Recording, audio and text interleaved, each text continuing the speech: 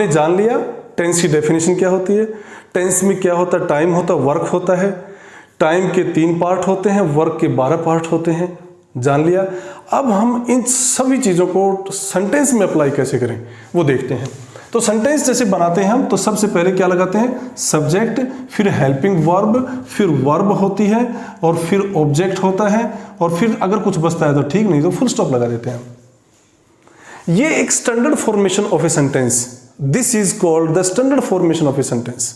एक कहेंगे एक मापक होता है, एक स्टैंडर्ड तरीका होता है, एक सही एक निर्धारित सा पैमाना होता है सेंटेंस बनाने का, and that parameter is like this, कि सबसे पहले सब्जेक्ट होता है, फिर हेल्पिंग वर्ब होती है, फिर वर्ब होती है, फिर ऑब्जेक्ट होता है।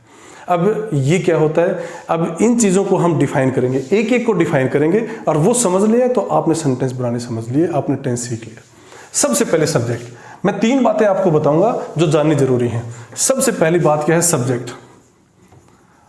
सब्जेक्ट के बारे में एक बात जान लें आप, वो जान लेंगे तो आपने सब कुछ जान लिया। और सबसे आसान बात है कि सब्जेक्ट जो होता है वो 2 तरह का होता है, one is singular and other is plural. 2 ही बातें जाननी है, सब्जेक्ट 2 ही तरीके के होते हैं। सब्जेक्ट जो होता है वो आइदर इट इज सिंगुलर और प्लुरल, ये ध्यान रखने वाली बात है। दूसरा, helping verb, second part of this formation is helping verb. तो हेल्पिंग वर्ब में सबसे इंपॉर्टेंट चीज क्या होती है कि हेल्पिंग वर्ब का प्रयोग जो होता है, सबसे पहले तो all tenses have, all tenses means 12 tenses, all tenses have their own helping verbs, कि जो 12 टेंसेज होते हैं उनकी अपनी अपनी हेल्पिंग वर्ब होती है। सभी टेंसेज 12 टेंसेज की अपनी, किसी की 1 होती है, किसी की 2 होती है, किसी की 3 होती हैं, सभी का अपना अपना इंपॉर्टेंस और अपनी अपनी खुद की हेल्पिंग वर्ब्स होती हैं।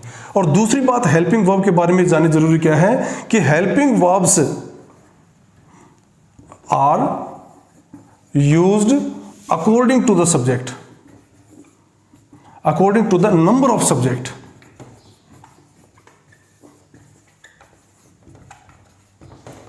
Subject, number of the subject का मतलब सिंगुलर और प्लुरल 2 ही नंबर होते हैं। तो हेल्पिंग वर्ब का प्रयोग हम सब्जेक्ट के नंबर के अकॉर्डिंग करते हैं।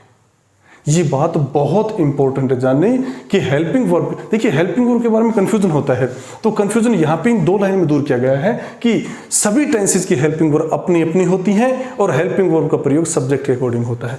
और तीसरी सबसे इंपॉर्टेंट बात जिसके बारे में आपको कतई संदेह नहीं रहना चाहिए कि कई बार यू के बारे में हम सोचते हैं, यू के बारे में सोचते हैं, यू एक subject, as a subject is always plural. ये बात ध्यान रखने वाली है, यू सब्जेक्ट के तौर पे हमेशा प्लुरल होता है।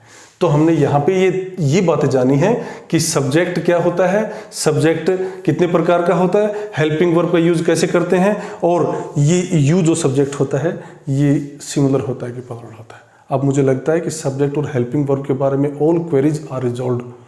ओके, अब इसके बाद जो है वो बहुत ही महत्वपूर्ण एस्पेक्ट और सेगमेंट हमारा शुरू होने वाला है।